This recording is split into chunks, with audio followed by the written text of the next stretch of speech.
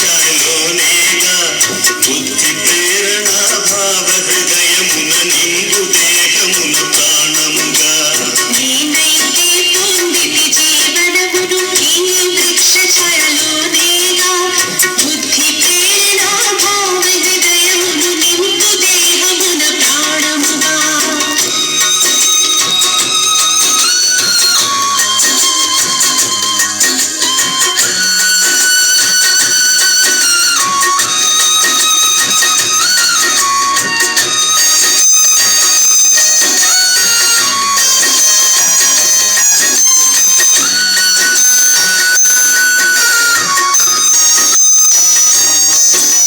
సకల విశ్వము తిరిగి తినైనా